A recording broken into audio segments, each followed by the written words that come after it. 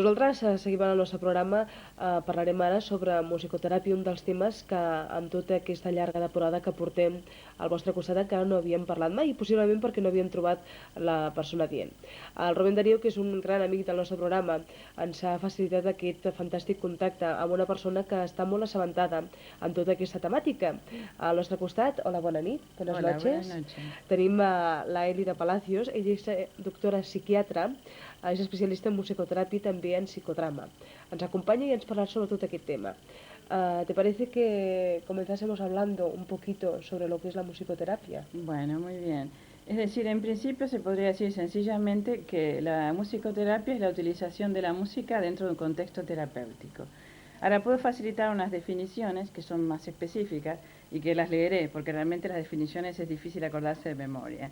Entonces, una primera definición es la de Juliette Alben, que es una pionera en Inglaterra de la musicoterapia, ya hace más de 30 años que ya empezó a trabajar en esto, que dice que es el uso dosificado de la música en el tratamiento, la rehabilitación, la educación y el adiestramiento de adultos y niños que padecen de trastornos físicos, mentales o emocionales. Después tengo la definición de Benenson, que es el creador de la Escuela de Musicoterapia en Buenos Aires, ya hace también más de 25 años, que dice: es la especialización científica que se ocupa de la investigación del complejo sonido ser humano, sea el sonido musical o no, y tendiente a buscar los métodos diagnósticos y los efectos terapéuticos de los mismos. Después da una definición terapéutica. La musicoterapia es una disciplina paramédica que utiliza el sonido, la música y el movimiento para producir efectos regresivos y abrir canales de comunicación, con el objeto de emprender a través de ellos el proceso de entrenamiento y recuperación del paciente para la sociedad. Ahora bien, lo que decimos es ¿por qué la música realmente? ¿Por qué que se emplea la música?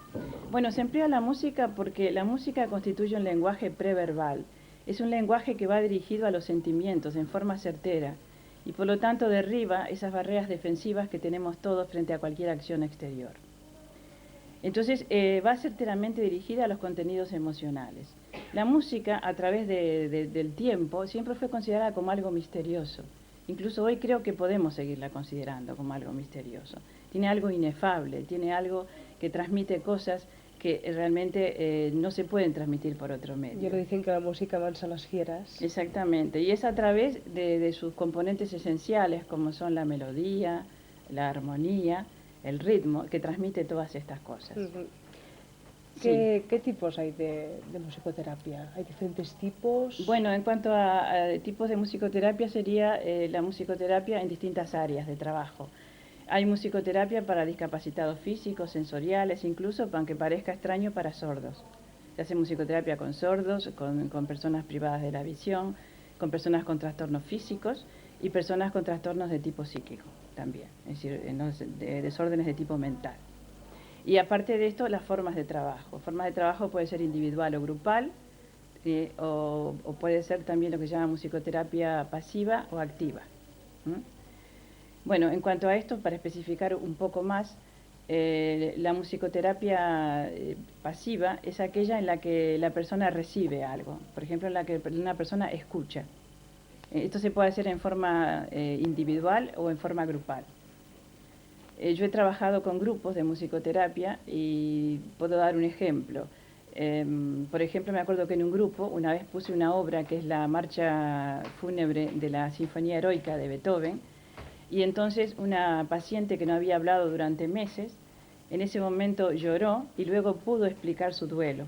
Había perdido el compañero y a partir de ese momento, en todas las demás actividades que tenía, que era un centro donde yo trabajaba, ella pudo empezar a hablar y a decir cosas. Y esto es importante, ¿no?, tenerlo en cuenta, porque generalmente cuando una persona padece un duelo, a veces los familiares y los amigos le dicen no hables de tal persona. Y es importante, y yo lo primero que digo a una persona cuando viene con un duelo es hábleme de la persona que ha fallecido, porque es una necesidad. Sí, sí, sí. ¿no? Como se dice, es bueno sacar todo lo que hay dentro. Claro, ¿no? exactamente. La tristeza, la pena. Y la elaboración del duelo se trata de eso también, ¿no? De ir recorriendo mentalmente lo que se ha vivido con esa persona, de saber que ya no está, incluso recorrer los lugares que se ha estado con esa persona. Eso es realmente la elaboración de un duelo. Bueno, esto lo decía como ejemplo porque realmente la música puede evocar o puede provocar estados afectivos determinados. Y esto a través, ya decía yo, del ritmo, de la armonía o de la melodía.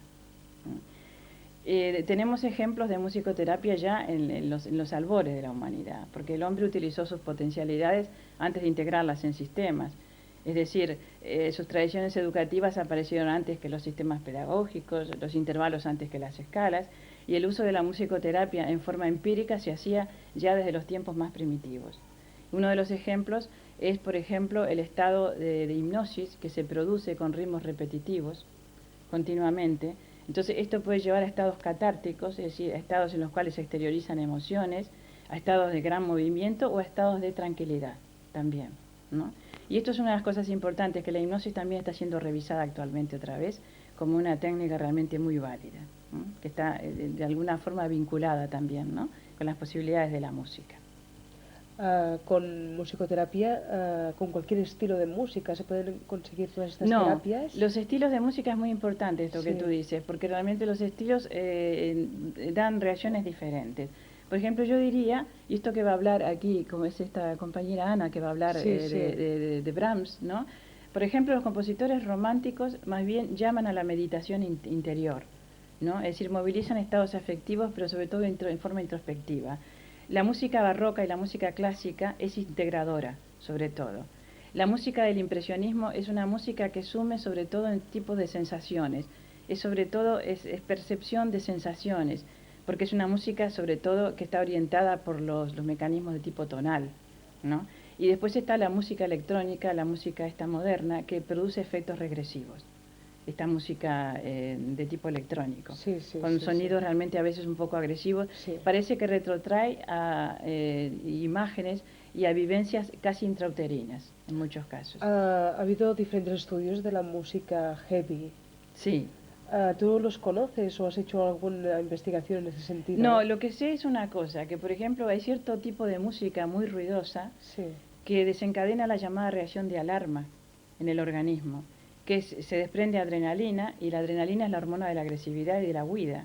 O sea que a veces es capaz de provocar estados de agresividad, cierta música. Y también en relación con el potencial y con los decibeles que se están escuchando. Esto hay que tenerlo en cuenta. Yo creo que cuando se habla de musicoterapia hay que hablar de una cosa muy importante, que es también la contaminación sonora. Estamos viviendo en un mundo contaminado, no solamente bioquímicamente y por otras razones, sino además está contaminado por el sonido. Y esto es una cosa que hay que tener en cuenta, porque se invade el espacio del otro con el sonido y se producen a veces reacciones realmente de tipo agresivo. Es cierto. Sí. Es cierto, y lo más triste del caso es que no somos conscientes de esta contaminación con el sonido. Claro. Y la tenemos cada día. Continuamente, y cada vez más realmente, ¿no? Porque no se cuida este aspecto. Y hay países que sí, que lo cuidan y que han conseguido un cierto nivel aceptable de sonoridad. Porque además eso tiene relación con el estrés y con la angustia, ¿no? Es decir, una persona que está agredida, porque de alguna forma el sonido cuando pasa ciertos límites agrede, tiene que reaccionar mal. Sí, sí, sí, ¿no? sí, sí. Hoy, por Sí. ejemplo, en casa es un ejemplo muy cotidiano, pero están haciendo las obras al lado y mi hijo decía, mamá, no quiero más ruido. Un niño de Claro, 4 años. claro. Es que uno sale a la calle y oye continuamente todas esas máquinas excavadoras, ¿no? Como decía alguien que estudió todo el paisaje sonoro, decía que las máquinas no invernan, ¿no? En cambio, si uno está, por ejemplo, en un medio rural, se dan elementos sonoros de belleza sincronizada. Cuando una especie canta, la otra calla, ¿no? Y parece que están realmente sincronizados, ¿no? Y entonces esto es un fenómeno de tipo natural realmente, que esto no se experimenta en la ciudad. En la ciudad no hay horizonte sonoro, hay una presencia sonora permanente y muy agresiva realmente. Volviendo un poquito a centrarnos en todo lo que es musicoterapia, has hablado de diferentes estilos musicales. ¿Todo el colectivo de personas con los que tú has investigado reaccionan igual a ese tipo de música o hay diferentes variantes Lo que en pasa los es que humanos? en general hay variantes personales, esto hay que tenerlo en cuenta. Hay variantes en relación de la historia personal de cada uno. Por eso que en musicoterapia se acostumbra a hacer lo que se llama una ficha musicoterápica, en la que se investiga el pasado sonoro de esa persona, sus preferencias, su manera de estar frente a la música. Pero en general se puede decir que hay cosas genéricas. Por ejemplo, yo sé la reacción que puedo despertar en general con algún tipo de música. Salvo raras excepciones, en general se puede prever, ¿no? Dentro de ciertos límites es posible preverlo. La ¿no? musicoterapia actúa en un plano terapéutico con unas enfermedades a nivel psíquico Sí. o también físicas. También con la física se puede hacer. ¿Sí? Claro, porque en este caso lo que se trabaja es precisamente si hay que hacer ejercicios, ¿no? Si hay que estimular la psicomotricidad, se acompaña con ritmo o con música, ¿no? Y como el ritmo realmente tiene las dos fases de tensión y de relajación propias de todo fenómeno vital, entonces produce realmente una mejoría del movimiento, porque elimina los movimientos parásitos, ¿no? Se consigue una mayor eficacia en el movimiento, ¿no? Es decir, el movimiento es más económico, en una palabra, con ritmo, que sin ritmo. Y entonces esa época hay profesiones en todo el mundo entero que siempre han trabajado con música y hay canciones de trabajos en todas partes, ¿no? Canciones para acompañar los trabajos. Sí, sí. ¿Es bueno el hilo musical que encontramos en algunos comercios? Bueno, esto sí que realmente, esto es un poco, porque claro, están hechos en forma estandarizada y se supone que inducen según las horas del día determinada actividad o inactividad, ¿no? Esto es una cosa que, bueno, es relativa, está comercializado y bueno, ¿no? Sí, sí. Antes estábamos comentando que la música mansa a las fieras. ¿Cómo son las investigaciones con animales? ¿Se han producido? Bueno, sí, los animales responden favorablemente a la música. Yo incluso por experiencia sé que he tenido siempre gatitos y que siempre se ponían a ambos lados del piano a escucharme. ¿No? O sea, realmente, y que los pájaros cantan también cuando escuchan música.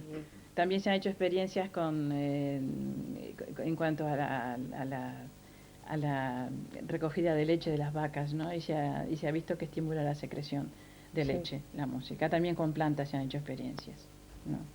O sea que la música realmente provee de un ambiente muy especial, de armonía, parece, para que las funciones realmente sean más aptas y estén mejor orientadas, ¿no? En general el público es consciente de la repercusión que tiene la música o los efectos que tiene sobre nosotros. ¿El público en general? Sí, la sociedad. Yo pienso que sí, que de alguna forma lo es, porque todos buscamos en el reposo en la música. Sin necesidad de tener conocimientos musicoterápicos, buscamos algo en la música. Buscamos sedación, relajación o estimulación. Esto es una cosa que ya está establecida así, ¿no? A nivel de futuro, ¿cuál es el futuro? El futuro yo pienso que el futuro de la técnica es muy grande. Sobre todo hay algo que sería importantísimo, pero esto ya ahora no habría tiempo para hablarlo. Hay un tipo de enfermos mentales de niños que son los llamados niños autistas, ¿no? Que representan una patología muy triste realmente. Son chicos que no se comunican, son chicos que se comunican mejor con los objetos que con las personas, generalmente mutistas, es decir, no hablan, están aislados del mundo y se consiguen actuando con estímulos sonoros, pero ya de tipo regresivo, como es el latido cardíaco y la respiración, se consigue respuestas de estos niños. Después de que se abre el primer canal de comunicación, se pueden establecer otras vías de comunicación y conseguir para estos niños algún tipo de respuesta, por lo menos, ¿no? ¿Son favorables? Sí, realmente sí. Hay trabajos precisamente descritos por Benenson con niños autistas y se ve claramente a través de las experiencias cómo estos chicos responden, ¿no? A través de este tipo de estimulaciones, ¿no? Porque el latido cardíaco y la respiración serían sonidos que esos niños han escuchado en el vientre materno. Y son niños en los cuales se ha pasado del psiquismo fetal es decir, no han evolucionado el psiquismo fetal, permanecen en esa situación. Por lo tanto, hay que ir al encuentro de ellos en esa fase y se consiguen respuestas realmente. Es increíble. Sí, es increíble. Coméntanos, por ejemplo, una música que podría ser propicia para un encuentro amoroso. ¿Para un encuentro amoroso? Sí, por ejemplo, vamos a hacer una especie de test muy básico para nuestros televidentes. Bueno, esto yo creo que lo saben espontáneamente ya todos los que en situación de amantes, ¿no? Porque dicen, vamos a poner música realmente, ¿no? Y ponen la música adecuada. Yo pienso que, bueno, depende un poco de la cultura musical de cada uno. Pueden ser canciones melódicas, ¿no? Canciones melódicas clásicas, pueden ser boleros, puede ser música clásica del barroco, por ejemplo, el famoso Adagio de Albinoni, ¿no? O ser música realmente con una amplia gama modulatoria, ¿no? Es decir, que realmente invite a sentimientos, ¿no? Al recogimiento más bien, digamos, ¿no? Sí, que en este caso también es muy importante la intuición o ese sexto sentido. Sí, en este sentido sí. ¿Algo más para comentar sobre musicoterapia? Deben haber infinidad de cosas. Sí, bueno, no sé qué podría comentar. Bueno, una de las cosas importantes, uno de los principios básicos de la musicoterapia se llamaba principio de ISO, que se refiere a que lo semejante actúa sobre lo semejante. Entonces, para conseguir una respuesta en una persona hay que colocarse anímicamente en el estado de esa persona. Por ejemplo, ya les he dado el ejemplo de esta persona que estaba deprimida. Si yo a una persona deprimida le pongo la danza, por ejemplo, la marcha turca de Mozart o una danza, entonces la respuesta va a ser totalmente negativa. Hay que acercarse por el estado anímico que está esta persona, poner una música más bien un poco, no diría depresiva, pero un poco triste, si se quiere, para conectar con ella, en primera instancia. Y luego se va cambiando el tipo de música en forma progresiva hasta lograr acercarnos al humor que consideramos normal. Lo mismo en una persona maníaca. La persona maníaca que está eufórica, que tiene una hiperactividad, no es cierto que la tranquilicemos con una música sedativa, probablemente no le haga el mínimo caso. Hay que conectar con ella ahí donde está. Es decir, hay que colocar una música de tipo eufórico y luego ir bajando la dinámica de la música hasta conseguir el estado precisamente que nosotros buscamos, ¿no?